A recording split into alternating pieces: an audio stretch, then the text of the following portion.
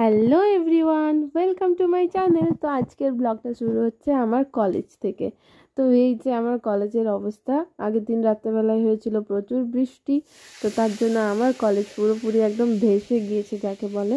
তো চলো, এদিকে সবাই দাঁড়িয়ে আছে, ওদের কাছ থেকে শুনি যে ওরা কি বলতে চায় এই এত বৃষ্টি নিয়ে। আর কলেজের চারিদিকে এত জল জমে গেছে, তারপরেও কিন্তু আমাদেরকে কলেজ আসতে হবে, ক্লাস করতে হবে, তারপর আমরা বাড়ি যেতে পাবো অ্যাটেন্ডেন্স দিয়ে, না হলে মেকআপ। কিছু বলতে চাও তোমরা ব্লগে? কিছু বলতে চাও? কিছু বলতে চাও? কিছু বলতে চাও? কিছু কিছু আমাদের গর্বের Rampurhat government medical college and hospital.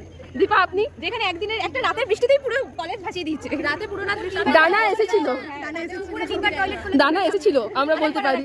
এখানে প্রথম স্টেপিং এই মদের বোতল পায়ে ঠেকে, দ্বিতীয় স্টেপিং এ সাপ, তৃতীয় স্টেপিং এ কুকুর মুতে চলে যায়। কিচ্ছু করার নেই, গঙ্গা জল সব। খেয়ে নেন একটু। এই যে